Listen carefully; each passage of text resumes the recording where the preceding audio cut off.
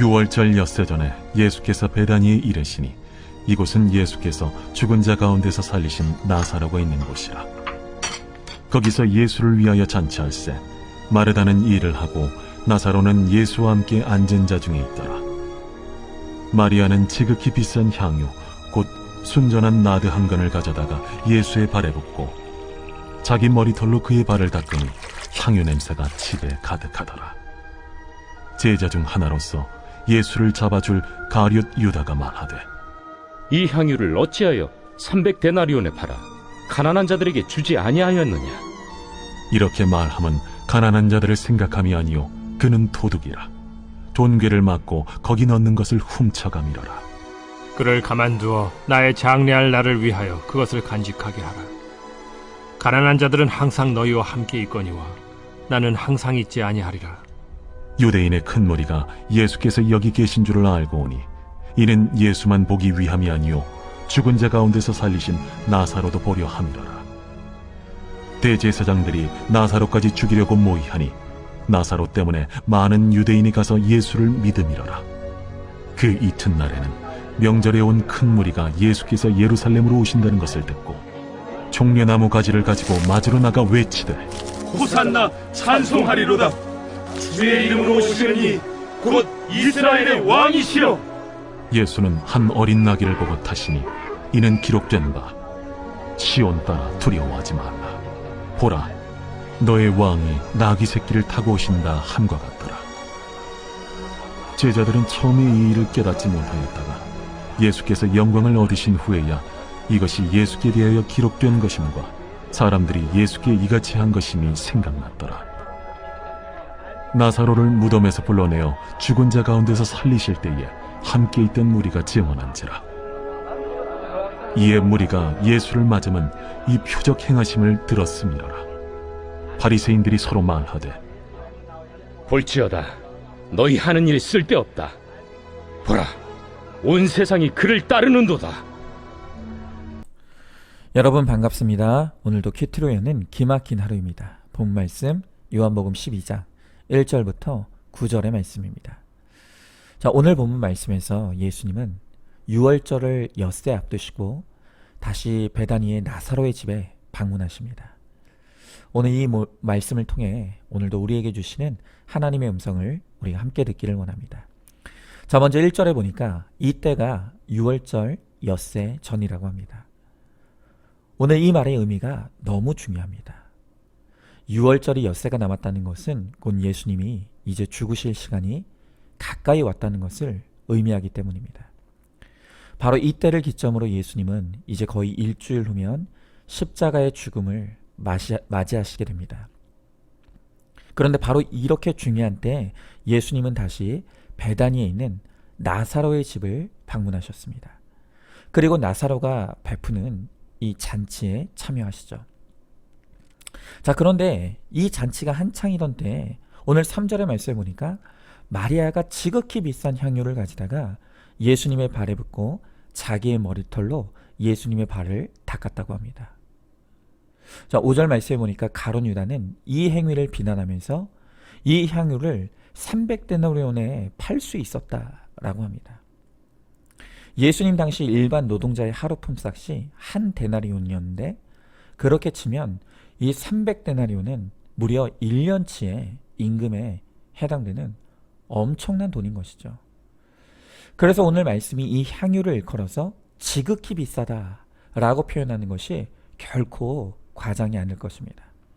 그런데 오늘 마리아는 그 지극히 비싼 향유를 예수님의 발에 아낌없이 쏟아 부은 것입니다. 자, 여러분, 어떻게 마리아가 이렇게 비싼 것을 다른 곳도 아닌 예수님의 발에 아낌없이 쏟아 부을 수 있는 것입니까? 간단합니다. 그만큼 마리아가 예수님을 사랑했기 때문입니다. 여러분, 사랑이라는 것은 그저 입으로만 떠드는 추상적인 것이 결코 아닙니다. 사랑은 내가 그 대상에게 무엇을 줄 수 있는가를 보면 그 사랑의 깊이와 넓이도 가늠할 수 있는 것입니다. 예수님도 친히 말씀하시기를 내 보물이 있는 곳에 네 마음이 있다고 하셨습니다. 그러니까 사랑이라는 것은 내 보물도 아낌없이 내어줄 수 있는 것, 바로 이게 사랑이라는 것입니다. 바울도 그가 고백하기를 예수님을 위해서라면 나의 생명조차도 조금도 귀한 것으로 여기지 아니하노라 라고 고백했습니다. 여러분, 모든 사람에게 생명은 가장 귀한 보물입니다. 그런데 그 생명을 주님께 드려도 아깝지 않을 만큼 바울은 예수님을 그렇게 사랑했던 것입니다. 그래서 과연 지금 나는 어디에 내 물질을 가장 많이 붓고 있는가를 보면, 또 어디에 물질을 쓸 때 가장 기쁘고 즐거운가, 이것을 보면 거기에 내가 진짜 사랑하는 대상이 있고 나의 경배의 대상이 바로 거기에 있다는 것입니다. 바로 그런 의미에서 볼 때 이 가룟 유다가 진짜 사랑하고 숭배했던 대상은 틀림없이 자기 자신이었을 것입니다. 그는 예수님을 위해 아무것도 드리지 않았습니다. 오히려 그것을 넘어서 다른 사람이 예수님께 드린 것까지도 훔쳐 자신의 것으로 삼는 도둑이었습니다. 바로 이런 것을 보면 가룟 유다는 자기 자신을 지극히 사랑했고 바로 자기 자신이 숭배의 대상이었던 것이죠. 그래서 이 가룟 유다가 자살로 생을 마감한 것은 결국 자기 우상이 무너지는 내 삶의 결론이라고 말할 수 있는 것입니다. 자, 여러분은 어떻습니까? 나는 지금 어디에 내 지극히 비싼 물질을 붓고 있습니까? 어디에 내 물질을 쓸 때 가장 기쁘고 즐겁습니까? 하나님께 드리는 것에는 인색하기 짝이 없고 아깝고 생색이 올라오는데, 주식과 부동산, 땅과 집에 내 물질을 붓는 것에는 지극히 비싼 것을 부어도 아깝지가 않지 않습니까? 그렇다면 나의 진짜 숭배의 대상은 바로 그 주식과 부동산, 땅과 집일 것입니다. 또한 자식이 잘 될 수만 있다면 빚을 내서라도 쏟아붓는 것이 하나도 아깝지 않습니까? 그렇다면 바로 그 자식이 나의 숭배의 대상인 것입니다. 또한 하루 종일 쇼핑 채널을 틀어놓고 인터넷을 검색하면서 무분별하게 소비하고 그것을 나의 기쁨으로 삼고 있진 않습니까? 그렇다면 바로 내가 나의 숭배의 대상인 것입니다. 자, 여러분, 왜 마리아는 예수님을 사랑하게 되었습니까? 마리아는 예수님께서 사랑하시는 오라버니를 살려주시는 것을 보았습니다. 뿐만 아니라 이 나사로를 통해 이 가정의 구원과 영생을 아낌없이 선물로 주심을 이 마리아가 체험했습니다. 이것을 통해 마리아는 자신이 값으로 매길 수 없고 보답할 길이 없는 큰 은혜와 사랑을 예수님께로부터 받았다는 것을 알게 되었습니다. 그리고 그렇게 큰 사랑을 깨닫게 되었을 때 마리아의 마음에 자연스럽게 예수님을 사랑하는 마음이 생겼고, 어떻게 하면 나도 예수님께 드릴 수 있을 것인지를 그가 고민하게 되는 것입니다. 여러분, 저는 오늘 여러분들에게 헌금 많이 해라, 뭐 이런 말씀 드리고 싶은 것이 아닙니다. 그럴 생각도 없고 헌금은 강요한다고 되는 것도 아닙니다. 그저 우리가 할 일은 하나님이 나를 얼마나 사랑하신지를 깨달아가는 것입니다. 그리고 내게 베풀어 주신 그 구원의 은혜가 얼마나 크고 놀라운지를 깨달아가는 것뿐입니다. 우리가 그렇게 하나님의 은혜와 사랑의 깊이 그리고 넓이를 깨달아가는 만큼 우리도 하나님을 사랑하게 되어 있습니다. 그리고 우리가 하나님을 사랑하는 그만큼 누가 강요하지 않아도 우리의 마음에 그 사랑에 보답하고 싶고 나도 하나님께 드리고 싶은 그 마음이 생기는 것은 너무나 자연스러운 것입니다. 비단 물질만이 아닙니다. 내 보물이 시간입니까? 그러면 내가 사랑하는 만큼 그 시간을 주님을 위해 아낌없이 쓰게 될 것입니다. 내 재능이 내 보물입니까? 그 사람에게는 하나님을 사랑하는 만큼 내 재능을 주님을 위해 쓰게 될 것입니다. 건강이 내 보물입니까? 그러면 내가 하나님을 사랑하는 딱 그만큼 나의 건강한 몸을 주님을 위해 쓰게 될 것입니다. 우리 모두 나에게 베푸신 그 주님의 깊이와 사랑의 넓이를 깨달아감으로 말미암아 우리도 주님께 나의 보물까지도 아낌없이 드리는 그 기쁨을 누리는 우리 모두가 되기를 소망합니다. 자, 질문해 봅니다. 내가 가장 사랑하고 믿는 믿음의 대상이 누구라고 생각하십니까? 지금 내 지극히 비싼 보물을 누구에게 쏟아붓고 있습니까? 헌금 설교를 들으면 마음이 불편하고 반감이 올라옵니까? 주님께서 내게 베푸신 그 은혜와 사랑을 깊이 묵상하고 깨달아 가시기 바랍니다. 그래서 나도 나의 보물을 주님께 드릴 수 있는 믿음으로 나아가시기 바랍니다. 자, 이제 다음으로 9절의 말씀을 보니까 예수님이 나사로의 집에 방문하셨다는 소식을 듣고 유대인의 큰 무리가 나사로의 집에 몰려왔다고 합니다. 자, 그런데 오늘 말씀을 보면 지금 이 큰 무리들이 보고자 하는 것은 예수님만이 아니더라는 것입니다. 9절 하반절의 말씀에 보니까 이렇게 나와 있습니다. 예수님만 보기 위함이 아니요 죽은 자 가운데서 살리신 나사로도 보려 함이러라. 자, 그리고 이어지는 11절의 말씀에 보니까 이런 말씀을 이렇게 기록되어 있습니다. 나사로 때문에 많은 유대인이 가서 예수를 믿음이러라. 자, 여러분, 오늘 저는 이 11절의 말씀에 너무나 큰 은혜와 도전을 받습니다. 나사로 때문에 예수를 믿음이러라. 자, 여러분은 어떻습니까? 이제껏 신앙생활하면서 나 때문에 예수 믿게 된 사람이 있습니까? 이제 우리가 구원받은 하나님의 자녀가 된다는 것은 하나님과 우리가 연결된다는 것을 의미합니다. 부모와 자녀가 연결되어 있기 때문에 자녀의 영광이 곧 부모의 영광이 됩니다. 또 자녀가 죄를 저지르면 바로 그것이 부모의 죄가 됩니다. 마찬가지로 우리가 우리의 거룩함을 드러내고 나타내는 삶을 살 때 바로 나 때문에 내 가족이 예수 믿게 되고 나 때문에 예수님이 영광 받으십니다. 그러나 반대로 우리가 우리의 혈기를 바라고 우리가 죄 가운데 머무는 삶을 살아간다면 나 때문에 내 가족들이 예수님을 떠나며 나 때문에 예수님이 영광을 가리게 된다는 것입니다.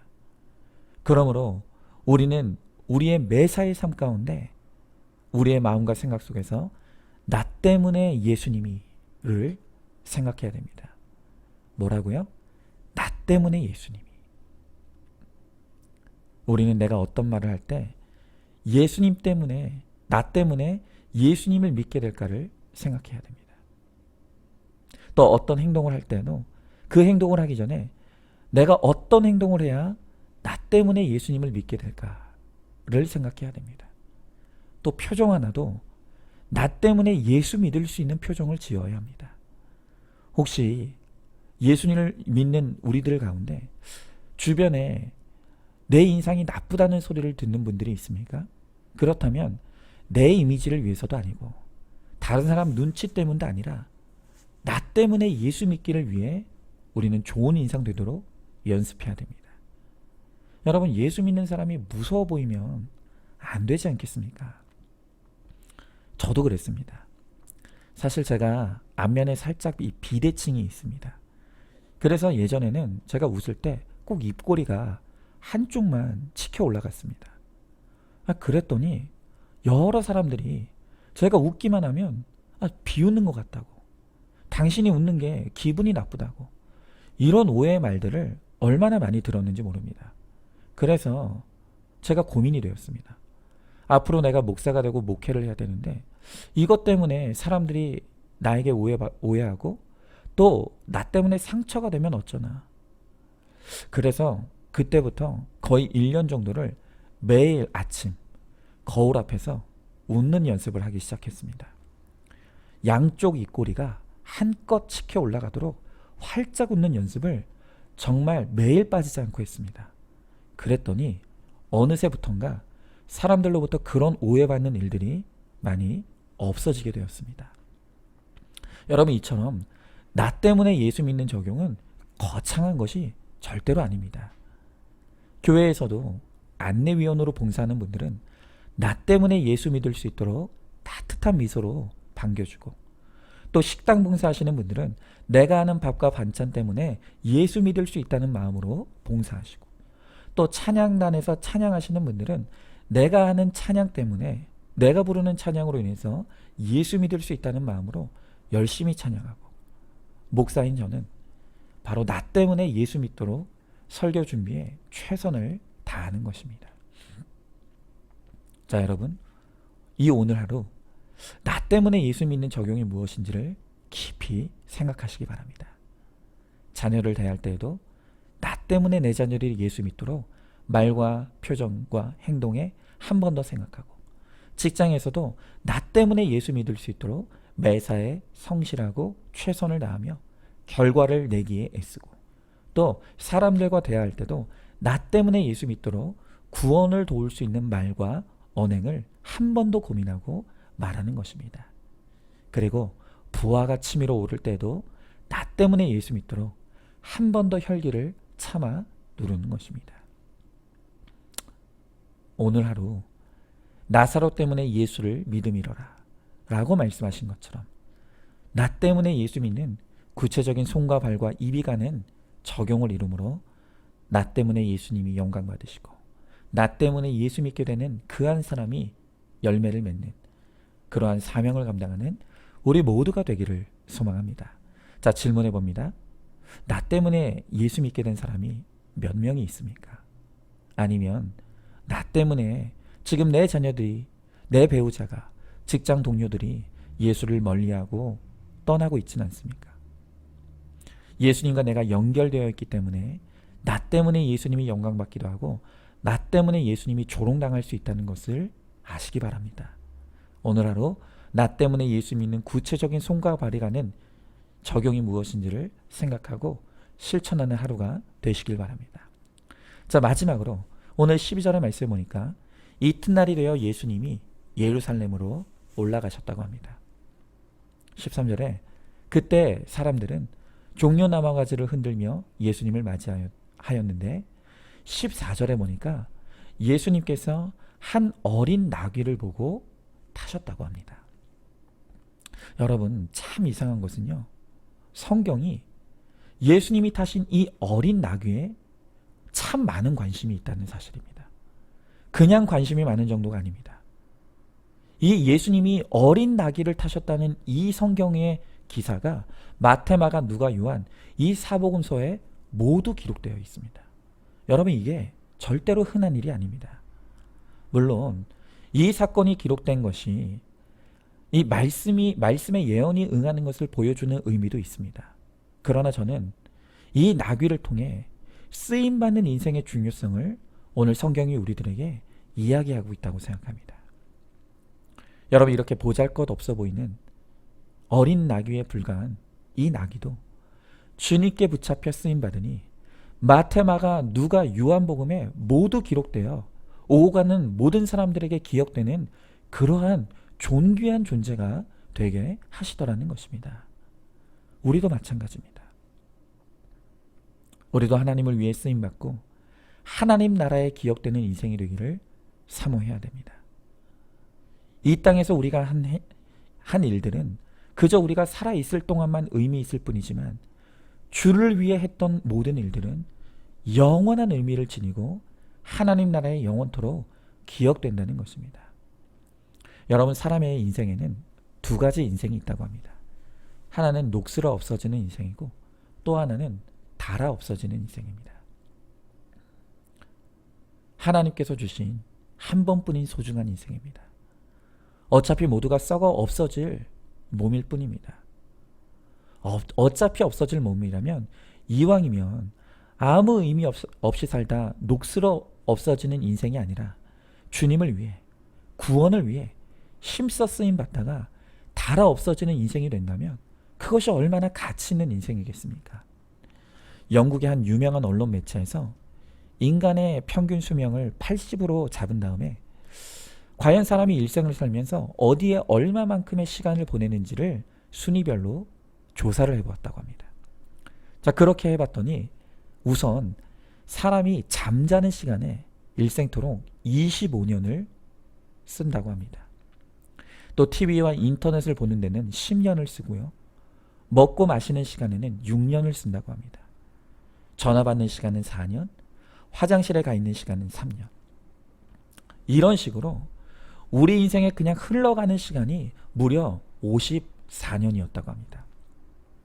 그리고 고작 우리가 깨어서 일할 수 있는 시간은 26년밖에 되지 않더라는 것입니다. 자, 그렇다면 과연 지금 내게는 얼마만큼의 일할 수 있는 시간이 주어져 있는 것입니까? 그래서 성경은 세월을 아끼라고 우리들에게 그토록 경고하고 권면하는 것입니다. 우리가 생각하는 것보다 우리에게 주어진 시간은 결코 많지 않습니다. 우리가 움직일 수 있고 일할 수 있는 시간은 겨우 26년밖에는 되지 않는다는 것입니다. 이 시간을 어영부영 놓치면 언젠가 주님을 위해 일하고 싶고 드리고 싶어도 할 수 없는 때가 우리들에게 반드시 찾아온다는 것입니다. 그리고 그때가 되면 우리가 후회해봤자 이미 그때는 늦은 것입니다. 여러분, 이제 우리의 시간을 다시 돌아봐야 합니다. 나는 지금 나의 이 소중한 시간, 기껏 해봐야 내가 일할 수 있는 시간이 26년밖에 되지 않는 이 시간을 지금 어디에 무엇을 위해 쓰고 있습니까? 혹시 지금 내 이 소중한 시간을 급하고 그저 의미 없고 쓸데없는 일에 낭비되고 흘려버리고 있지는 않습니까? 이제 우리는 이 어린 나귀 새끼처럼 내 인생도 거룩의 목적이 되었어. 주님께 붙잡히는 인생, 주님으로부터 쓰임받는 인생, 나를 통해 한 영혼이 구원받는 사명을 이루는 인생이 되기를 사모해야 됩니다. 그러기 위해 먼저 이제껏 시간을 낭비해왔던 우리의 죄를 회개해야 합니다. 그리고 큐티로 말씀을 통해 중요한 일과 급한 일을 날마다 분별하고 구원을 위한 중요한 일이 무엇인지를 우선순위를 재정립해야 됩니다. 그리고 그 우선순위를 따라 나의 거룩과 구원을 위해 큐티와 예배와 목장으로 모이는 것에 힘쓰는 바로 그것이 우리의 우선이 되어야 합니다. 또 이 감정의 낭비를 줄이는 것도 참 중요합니다. 미워하고 질투하고 원망하는 데 쓰던 그 시간을 줄이고 이제는 더 사랑하고 더 용납하고 더 용서하는 일에 우리의 감정을 쏟아내야 합니다. 그렇게 할 때 비로소 우리의 인생도 가치가 있는 이 어린 나귀처럼 하나님께 쓰임받고 기억되는, 영원토록 하나님 나라에 기억되는 복된 인생이 될 줄로 믿습니다. 자, 질문해 봅니다. 지금 내 인생에 쓸모없다고 원망과 불평만 쏟아내고 있지는 않습니까? 내 소중한 시간이 나태함과 게으름으로 낭비되고 허비되고 있지는 않습니까?